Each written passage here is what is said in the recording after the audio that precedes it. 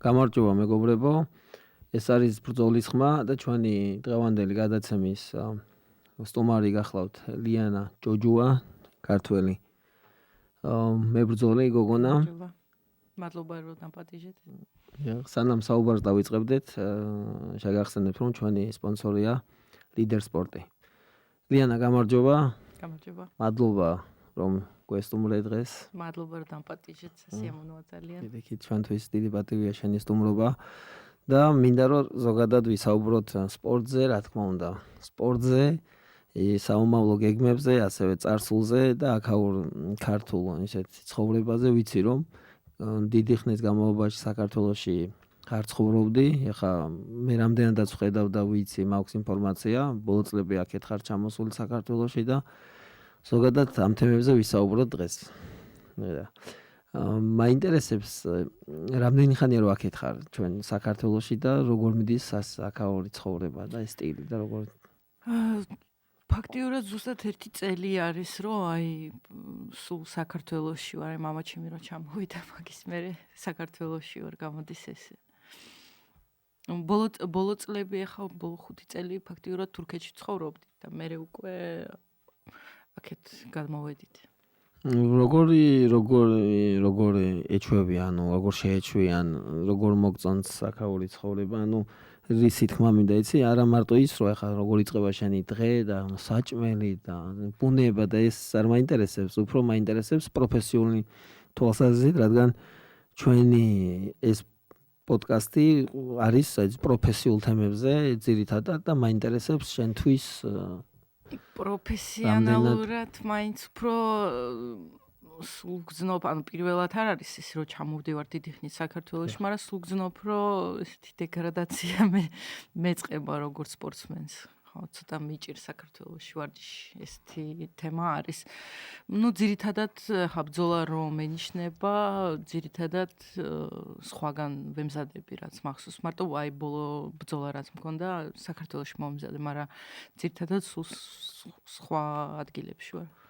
ეს ბოლო ბრძოლა გარკვეული ესეთი გრძელვადიანი ესეთი პაუზა ჰქონდა. კი.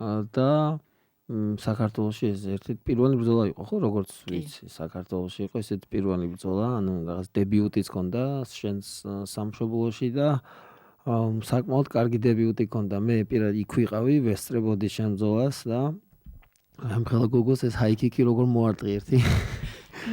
როგორ მიწვდი ამხელა გოგოს. მეც გამიკვირდა თან ახლა აწონვაზე პირველად რომ დავინახე, რომ ეს ხელები რო გაშალა თავის დროშას რო აფრიალებ და ხელები რო გაშალა და მაგის ზურგი რო დავინახე, მე ცუდად გავხდი, მე ვაიმ. რამხელა არის, რამხელა ზურგი აქვს, გული გამისკდა. მე თან გამიკვირდა, არ ვიცი, აი რაღაცებს ვარჯიშზე მაინც რო ამუშავებ, მე ხარ ავტომატურად მიდის, კი, ინსტინქტურად იყო ზუსტად ის დარტყვა, მე რო დავარტყი, არ ველოდე მაინც რომ კი, ხა მე ჩემი დარბაზი რომ აქვს და ვავარჯიშებ ბიჭებს, განსაკუთრებით ეს ახალთაობა, სულ ვეუბნები რომ რაღაც კომბინაციებს რო ვიმეორებთ, გვაქვს ერთი და იგივე კომბინაციები, რაღაც ტექნიკა, რასაც ყოველდღე ვაკეთებთ რა და სწორედ ვეუბნები იმ მიზეზით, რომ აი შეჯიბზე რო გახვალთ, ეს ყველაფერი უნდა წავიდეს ინსტინქტურად, ხო რა, დაეტყობა.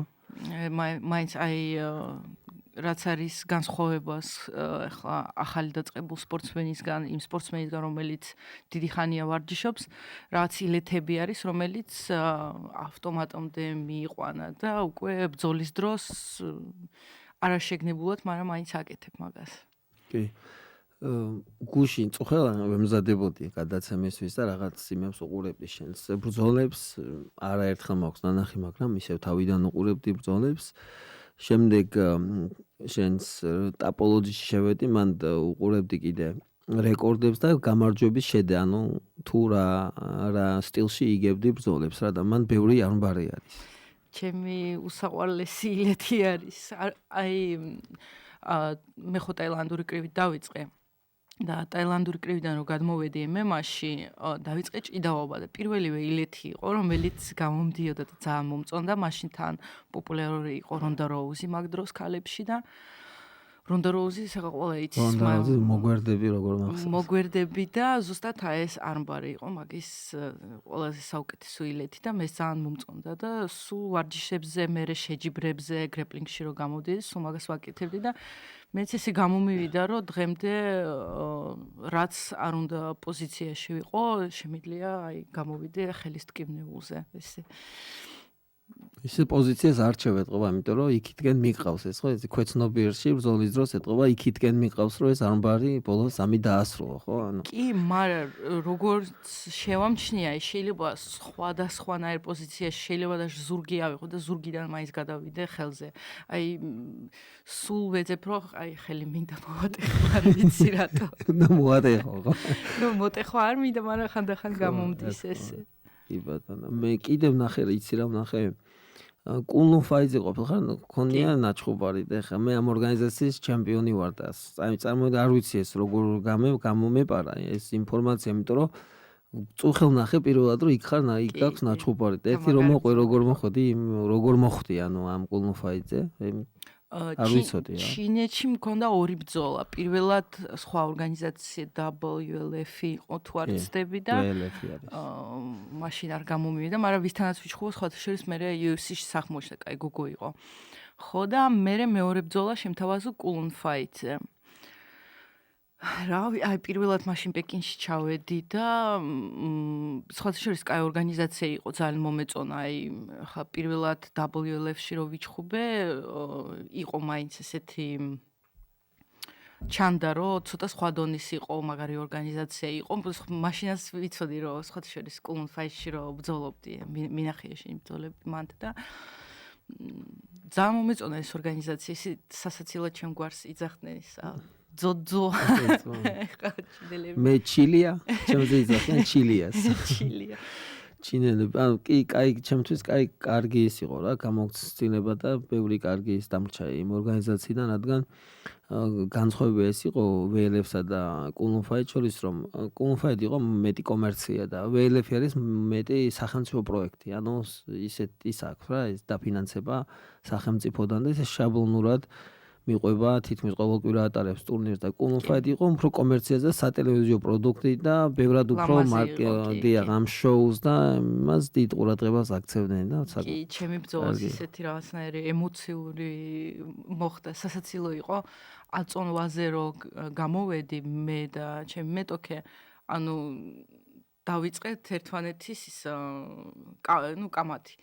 ხო და რაღაც მომენტში რაღაცებს ვეუბნები და ანუ გავიაზრე ის, რომ რაც არ უნდა ის მითხრას და რაც არ უნდა მე უთხრა, ერთმანეთს ვერ გაუგებთ და მაგაზე სიცილი დამეწყო, მეთქი რას ვერჩით, ერთმანეთს გამოვალთ და ვიჩხუბებთ რა გიგდა. შენ ქართულად და ის კიდე იმ რა, ჩინურადი.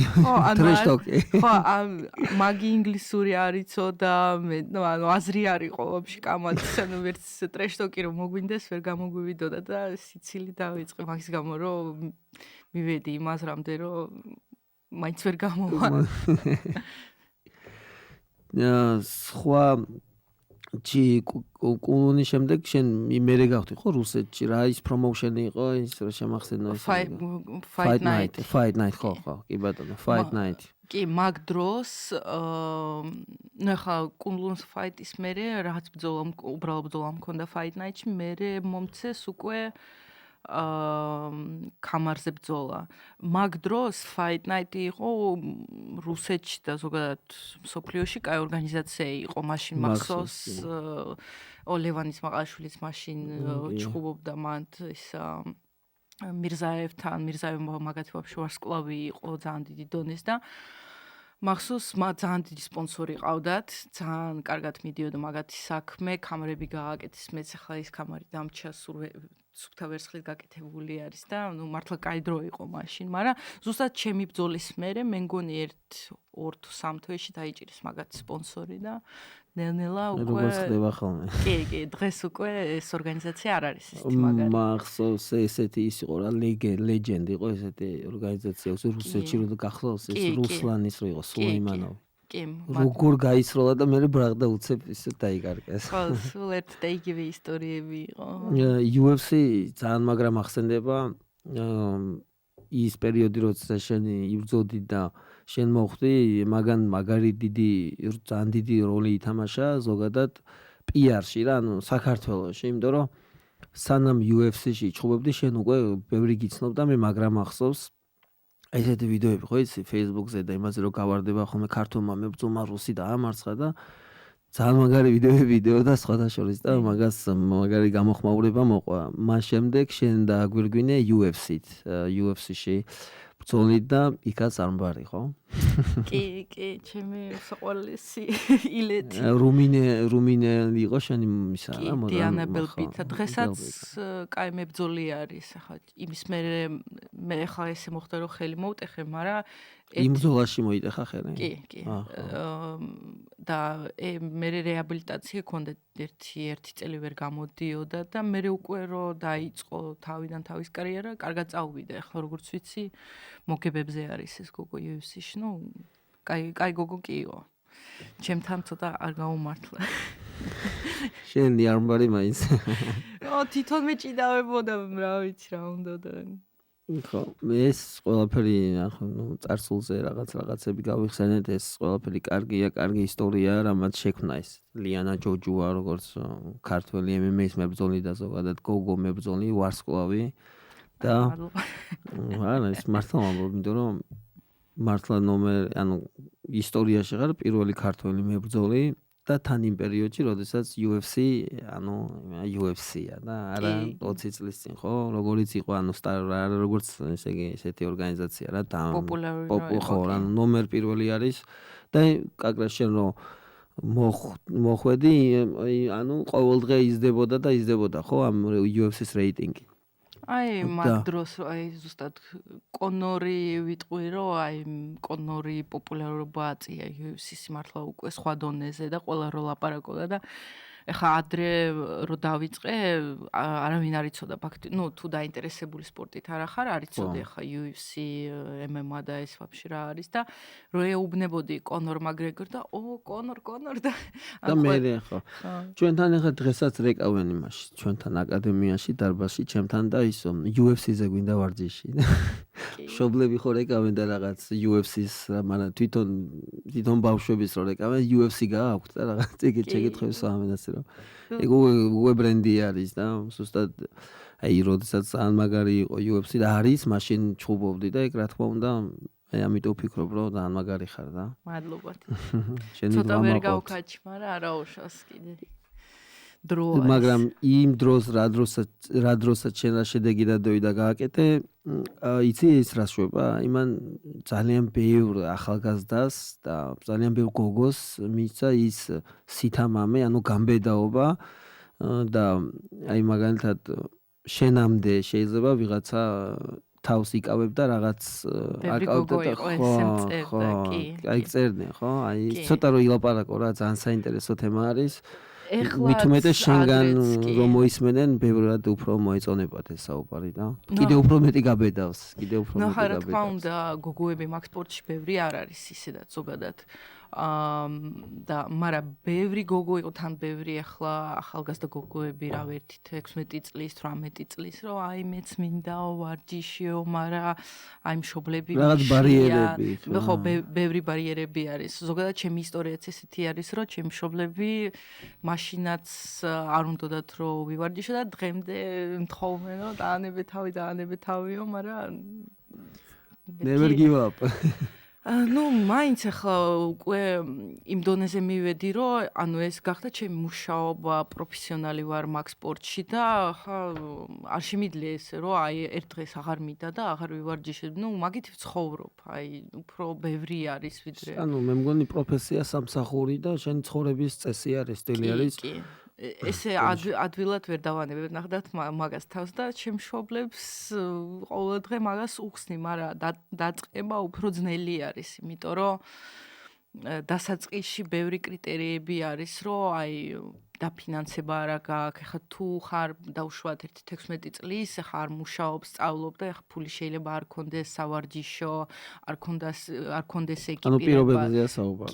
კი, და ეხლა ბევრი მაგის გამო ვერ მიდის, აი მშობლები არ მეხმარებიან, მაგრამ იმედია მშობლებიც დაინახავენ და ხელს შეუწყობენ თავის ბავშვებს. თუ უნდათ ვარჯიში, რატომაც არა. პირველ რიგში ეხლა მაინც ფიქრობ, თუ უშლის სწავლას ხელს, მაინც და მაინც სწავლა პირველ რიგში უნდა იყოს, იმიტომ რომ ჩვენ არ ვიცით ეხლა კაი სპორტსმენი გახდები თუ არა, ეხლა ადამიანი სპორტსმენი არის თუ არა, მაინც ნასწავლი უნდა იყოს და ინტელექტი, IQ. ეგ საჭირო არის. საჭირო არის. ნებისმიერ დონეზე. ამაში მეც გეთანხმები, რომ განათლებას თავისი ადგილი აქვს და სპორტს თავისი ადგილი უნდა ჰქონდეს. კი, როგორც ერთი სპორტსმენი არის იძახდა, რომ თუ ხარო მარტო ძლიერიო და ან ჭკუა არა გაქვს, სოციალურად აპასნი ხარ რა, მაგრივ ეს მართალი არის, ანუ თუ ჭკუით არ მიუდგები, შეიძლება რაღაც ცუდი შემთხვევები გქონდეს, მაგრამ მაინც მინდა რომ ბევრი მშობლები დაინახონ, რომ შეიძლება ახლა პროფესიონალიც არ გახდეს, მაგრამ თავისთვის უნდა ივარჯიშოს და მე რა დონემდე მივა, ჩვენ დავინახავთ, მაგრამ ზოგადად მინიმუმ ჯანსაღი ცხოვრების წესი არის ამ ყველაფერთან ერთად. თან გოგოებისთვის მაინც ახლა ისე დროს ცხოვრობთ, რომ გოგო თავისთავი უნდა იცოდეს და დაიცვას და მე ვფიქრობ გოგოსთვის აუცილებელი არის, რომ სპორტზე იაროს. კი, გეთანხმები. და აი ეს საუბარი დარწმუნებული ვარ, რომ მე უფრო მეტ ახალგაზრდა გოგო მებრძოლს ან მსურველს რომ გახდეს მებრძოლი მიცევს ესეთ მეტგამბედაობას და სუსტად ესეთ საუბრები ადამიანის აზროვნებასაც ცვლის, იმიტომ რომ მე ორი ქალიშვილი მყავს და ჩემთვისაც ეხა არ იქნება მარტივი ეხა ოქტაგონზე რომ ნახო, ემი არის 7 წლის და ლივი არის 5 წლის. არ გინდა რომ ასწავლო რაც მე არ უშლი არაფერს დარბაზში მოდიან ხოლმე. ეგ საერთოდ არ ვიცოდი, ეხლა ჩემი უფროსი შვილი სკოლაში თურმე კარატეზე დადის. იქ რაღაც წრეები ხო არის და ხატვა არ მინდა და კარატეზე შემიყვანეთო. და მაინც გენეტიკა რას შევა, როგორც მე არ დაუშლი. მე კაცია, კი, მე კარატისტი ვარ და კარატედან გადავედი კიკბოქსინგში, კი ბატონო. ეს წინ წაწევს გოგოების ჩართულობას ამ სპორტში და სხვათა შორის ყავს, ხო? არა, რამოდენიმე ქართველი გოგო მებრძოლი, რომელსაც აქვს პოტენციალი, რომ გარკვეული შედეგი დადოს და რა თქმა უნდა, მე ჩემი მხრიდან გულშემატკივრობ და თან ახლა როგორც ხედავ, სხვადასხვა სპორტშიც გოგოები არიან, ანუ კაი ჯუდოისტებიც ყავს, მოჭიდავეები, მოკრივეები, ანუ როგორც ხედავ, სხვადასხვა ცირა არის აი გოგოების სპორტში ჩართულობას, რატო აქვს მომავალი, რატო ფიქრობ იცი? და ინტერესი. აი მაქს ვაიძე ჩემს ტურნირებზე ვაჩხუბე ორჯერ ელენე ლოლაძე რა. და ბოლოს ელენემ რო იჩხუბა, აი ყველაზე დიდი რეკლამა და ჰაიპი მაგას ჰქონდა, მილიონამდე ავიდა ამ ვიდეოების ნახვები რა და ამასთან ერთად ყველა გადაცემაში ეპატიჟებოდნენ და როგორც ცნობადობა, ასევე ინტერესიც გაიზარდა რა. და ხო, რატომაც არა, თუ შეიძლება რომ ბიჭმა იჩხუბოს, რა თქმა უნდა, გოგოსაც შეუძლია ჩხუბი და ამის ჭეშმარიტი მაგალითი ხარ შენ და კიდე სხვა დანარჩენი მებრძოლები. Global Fight League არის ამერიკული ორგანიზაცია, ხო, როგორც ვთქვით და აი წარმატებული სერიის შემდეგ დარწმუნებული ვარ, რომ ასეც იქნება, აი რომ ფიქრობ თუ არა UFC-ში დაბრუნებას. რა თქმა უნდა, ხო, UFC არის ყველაზე მაგარი ორგანიზაცია ჩვენ სპორტში და დაბრუნებაზე რა თქმა უნდა პირველ რიგში ვფიქრობ. თუ ყველაფერი კარგად იქნება, ყველა ბრძოლას მოვიგებ ამ ახალ ორგანიზაციაში, მე ვფიქრობ დიდი ალბათობით დაბრუნდები UFC-ში.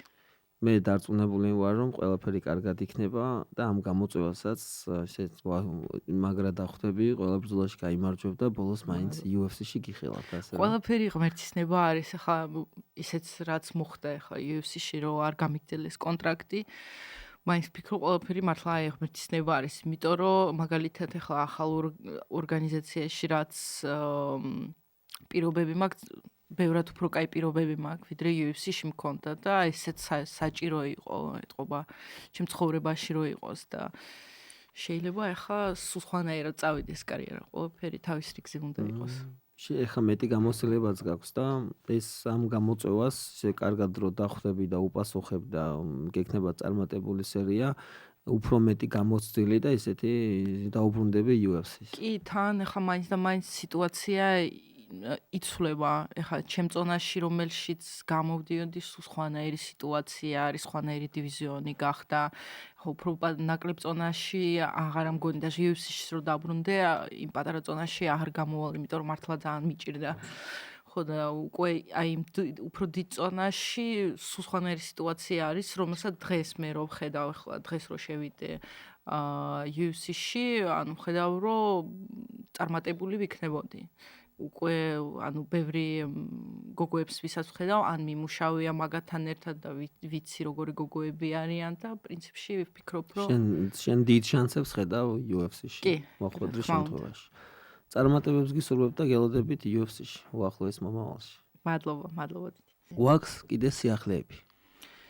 ჯერ კონკრეტულად ბრძოლა ახლა არ დამინიშნეს, მაგრამ დიდი ალბათობით მაისში უნდა მქონდეს ბრძოლა. Global Fight League არის ორგანიზაცია, რომელთანაც შენ გააფორმე კონტრაქტი და თუ ანუ რამე ისეთი ის არ არის. თუ ძალიან დეტალებში არ შევდივარ და თუ შეიძლება ამაზე საუბარი, ანუ გრძელვადიანი არა, მომდენიმე ბრძოლის კონტრაქტია, ღია კონტრაქტია თუ როგორი ტიპის კონტრაქტია, მაგრამ მარტო იქ ჩხუბობ და სხვაგან ვერ ჩხუბობ თუ როგორ კონტრაქტი არის, რაც მომეწონა კი. იმიტომ რომ მე ახალი ორგანიზაცია რო არის, ან ჩატარებული ტურნირები რო არ ქონდათ, მე მაინც ნერვიულობდი იმაზე, რომ ახლა კონტრაქტს მოვაწერ და შეიძლება ვაფშე არ ჩატარდეს და მე იძულებული ვიქნები, რომ აი ნოემბრამდე მაქვს მაგათთან კონტრაქტი, რომ მეთქი ახლა იძულებული ვიქნები, რომ ერთი წელი მაგათთან ვიყო და ღია კონტრაქტი რო იყო, მაგიტო დათო. მიიღე შეთავაზება, ხო? კი. რამე უახლოესი ბრძოლა გეგმები რამე არის თუ ჯერჯერობით არის? ხო, დიდი ალბათობით მაისში უნდა ვიბრძოლო. ახლა ველოდები. მაისში ვნახავთ, მაშინ დაბრუნებას. ის როგორც ვიცი, ამერიკული ორგანიზაცია ხო, როგორც მითხარი? კი, ამერიკული არის და თუ მაისში მექნება, წესით ნიუ-იორკში უნდა იყოს ეს ბრძოლა. კარგია, ნიუ-იორკში მე ნაჩხუბარი ვარ Madison Square Garden-ზე. მე არ მიჩხუბი, ერთხელ მქონდა ბრძოლა ლას-ვეგასში და სიმართლე რომ გითხრა, დიდად ამერიკაში ბრძოლა არ მინდა, იმიტომ რომ ძალიან დიდი პროცენტებს იღებენ სასწაულს. 30%. აი მე ცუდად გავხდი. აი, წონის თემა როგორ მიდის? ვიცი რომ ეს გიყვარს ესეთი სამჭა. თქმა უნდა, ისე მიყვარს. ნუ, ეხლა ბოლო ბრძოლები ჩავატარე 57 მეჩი. ხო და ძალიან მიჭირდა წონის კლება და იმდენად ან 15 კილოს ვიკლებდი ხანდახან და ძალიან ცუდად გრძნობდი ჩემ თავს სასწაულად. ხო და ავირჩიე რომ უკვე ამ წონაში აღარ ვიბრძოლე. ანუ წონა აწია, ხო? კი, წონა აწია. პრინციპში ადრეც ანუ სულ კამარიც რაც მქონდა, სულ მაგ წონაში ვიბრძოლე. მე UFC-ში პირველი ბრძოლას ჩავატარე მაგ წონაში, მაგრამ მე ჩავედი უფრო დაბალ წონაში და ამ დაბალ წონაში ძალიან გამიჭირდა. აი ბოლო ბრძოლა რა წონაში გქონდა? აი ეს ბოლო ბრძოლა 61-ში ხო? 61 კილოში. ის იმხელა გოგო 61 კილოში. ხო, აი მაგაში ანუ მაგიტო ვიკლებდი უფრო პატარა კატეგორიაში, იმიტომ რომ ჩემ წონაში ძალიან პატარა ვარ. მაგრამ აი მეთქი თელი ჯამთელობა მივეცი დაკლება მაგ წონაში და მაგაჯობია დიდ გოგოებს შეხვდე, ვიდრე ამდენი ჯამთელობა დამტოვო რა. ძალიან მიჭირს. მაგრამ შენი წონისთვის პატარა მაინც არ ხარ 61-ისთვის. 61-ისთვის პატარა ვარ. სულ რაც მახსოვს, სულ ჩემზე ძალიან დიდი გოგოები იყვნენ სასწაულად და პრინციპში აი ახლა თავს როგორ გრძნობ წონა, აი მაგალითად 61 კილოში რო ჩუბობ, თვითონ ბრძოლის დროს ანუ თავს როგორ გრძნობ? კარგად, აი ანუ ჩემთვის მაგ წონაში დაკლება ძალიან ადვილი არის, ვაფშე არანაირი პრობლემა არ აქვს. შესაბამისად აღდგენაც უფრო მარტივად ხდება და ასე შემდეგ.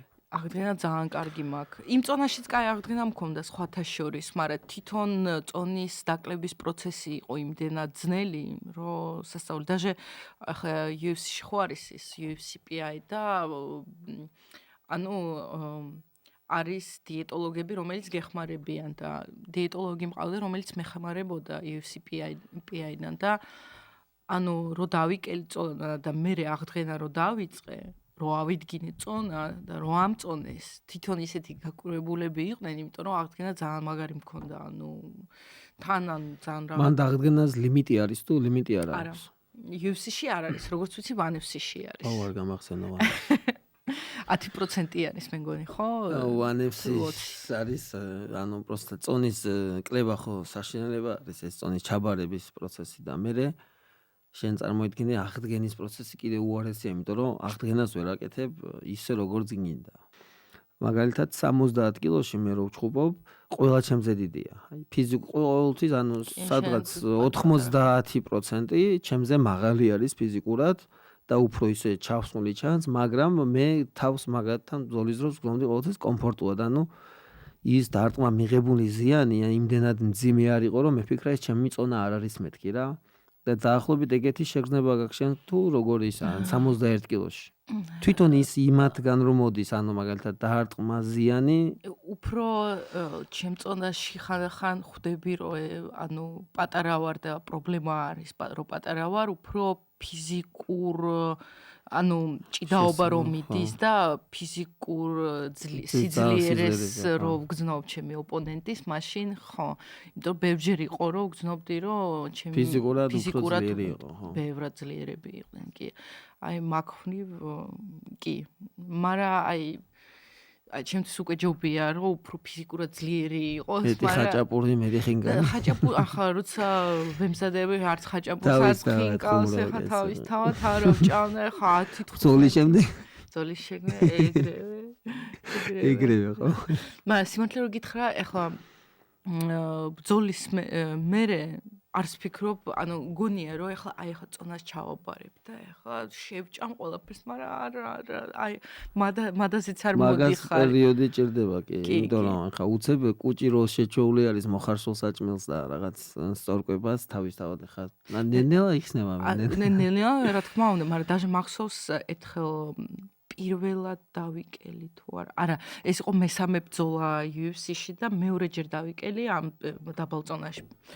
ხო და იმდენად ცუდად ვიყავი, რომ ავიწონე, წყალსაც ვერ სვავდი, ვერც ვჭამდი. მეთქი პროსტ დავწოდი და მოვკვდები რა, ძალიან ცუდად ვიყავი და ჩემი კოუჩი მეუბნება, ჭამე, პულს მაძლევს, რაღაც შეჭამეო, მაგრამ მეთქი არ შემინდია ცუდად თავარ და იმდენად ძალით ნელ-ნელა ესე მაჭამეს, ანუ ხანდახან იმდენად აი ცუდად ვიყავი წონის კლებისგან, რომ ვერც ვჭამდი, ვერც სვავდი რა. აი ხო გონია რომ დაიკლებ ხა და შეჭამ და მადაზე მოხდა და მაგის თავიც არ მქონდა რომ შევჭამ, იმდანაც ცუდად ვიყავი.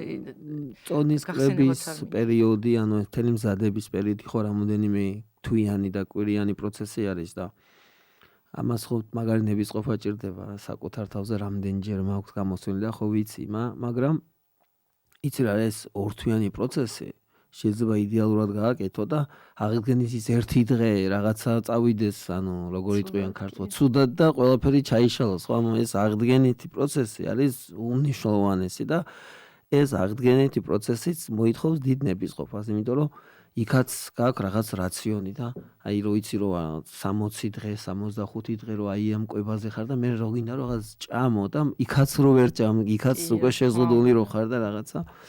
მაგრამ ტკბილი, ანუ ბოლო, ანუ შედეგი, როდესაც პოზიტიური არის, შემდეგ ეს ყველაფერი სტრესი, ყველაფერი გავიწყდება და ღირს იმ შრომად, იმ ყველაფრად ღირს. მოიგეხო, მაგრამ თუ წააგებ ფიქრობ, რომ ეხა 2-3 თვე თავს ვიკლავდი და ეხა მხარდაჭერას რაც შეეხება, ანუ მხარდაჭერა ხო გვაქვს ეხა გულშემატკივრები ისინი ესენი, მაგრამ მხარდაჭერაზე უგავს, აი მხარდაჭერას გულს ხო როგორ მხარდაჭერას იცი, როცა გვერდით მხარდაჭერა გაქვს რა, ხო და რა ხდება, არაფერი არ ხდება პირად ის ამბებში იქით აქით.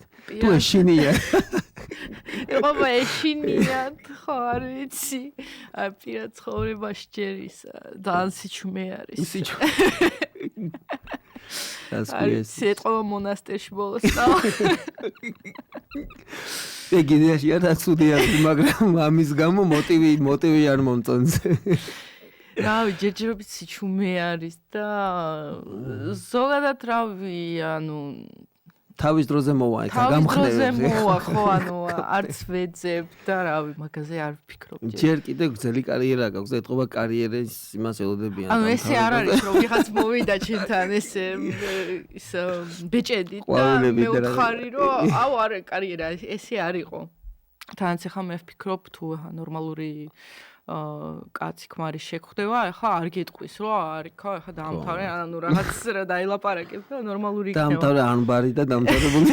კი, არ ამგონი ესეთი პრობლემა რო იყოს, მაგრამ ხა რა ყველაფერს თავისი დრო აქვს. ყველაფერს თავისი დრო ყველაფერი მოდის თავის დროზე, იქითაც მიდის უბრალოდ ჩვენ და არა მარტო ჩვენ მე გულშემატკივარ ვარ ზოგადად. ხო იცი ყველაფერზე საუბარი უყვარს, აინტერესებს ინფორმაცია. იქნებ ბიზნეს გავაჩნდეს.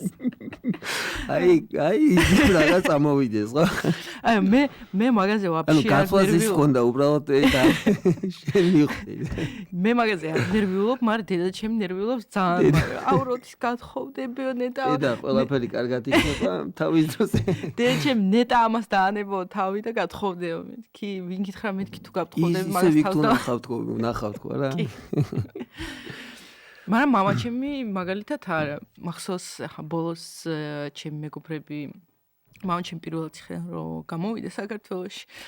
შევიკრიბეთ ბიძა ჩემთან და ჩემი დაქალები იყვნენ მოსული და ჩემი ერთი დაქალი ეუბნება რომ ვაიმე ისე თქვენი შვილი ისე გავთო თქვენსო კოპიო გელა ისო და ისა გისურებ თუ სულ გამრავლებასო და მალე დაუჯახებას თქვენი შვილისო და მამა ჩემისთვის ვარ აი რამდენი წლისაც არ უნდა ვიყო მაინც ბავშვი ვარ და რაო არაო შვილო რა დაუჯახებაო არაფერიო სხვა გეგმები გვაქვს მიხვდეთ იმისა რომ ჩემი შვილები სულ დღემდე უნდათ რომ დავასრულო კარიერა მაინც მეხმარებიან ყველანაირად რა და მე კარგია კი არის რაღაცები რაც ალბათ მომავალში მეც არ მომეწონება მაგრამ ბოლოს მაინც მათ არჩევანს პატივს ვცემ და მაინც ბოლოს დავუდგები ანუ ყოველ შემთხვევაში დღეს ასე ვფიქრობ და ასე რომ მშობლებს მადლობა გადაუხადოთ მშობლებო მადლობა რომ გვერდში გვიდგახართ და აუ ერთი ისტორია მაქვს მინდოდა მოყვა მიდი მოყევი კაცი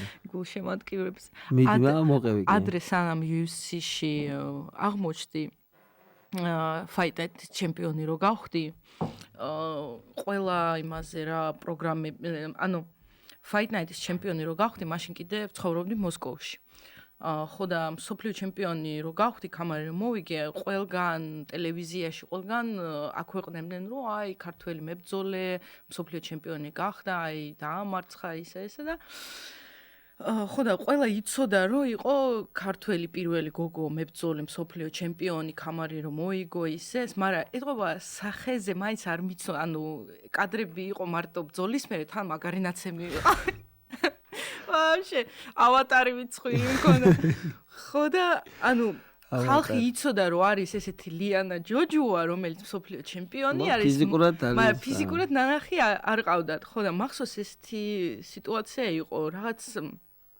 რაც ადგილას ვიყავი მე და დედა ჩემ ნათესავს ველოდებოდი და იმ ადგილას ერთი მოხუცი კაცი დაგველაპარაკა და რაღაც ვლაპარაკობდით ისეს და ეს კაცი მეკითხებოდა გოგონა შენ რა საქმეა და მეთქი მე სპორტსმენი ვარ და რა სპორტში ხარ და მეთქი ბრძოლა წესების გარეშე ესე მაშინ ესეთი პოპულარული დიდად არ იყო ეხლა ბოიბეს правил უფრო იცოდნენ ვიდრე ბოიბეს правил ხო და აუ მაგ რა გინდაო მანდო მაგრამ მე ერთ გოგოს ვიცი ერთი გოგო არისო მსოფლიო ჩემპიონიო რა და რაღაც ანუ ჩემს გარდა არავინ დღემდე არ არის რა მაგ დროს მithumetes და მეთქი რა ქვია მეთქი იმ გოგოს და ლიანა ჯოჯუაო და მე მდგევარ ეს მეთქი მე ვარ აუ შენ ხარ როგორ ვერ გიცე ანუ მაშინ გავიგე რომ ბევრი ხალხი სახელ და გვარი იცოდა მაგრამ სანანახი მიცნობდა და ძალიან სასაცილო სიტუაცია იყო მაგხრივ კი ნუ ახლა უკვე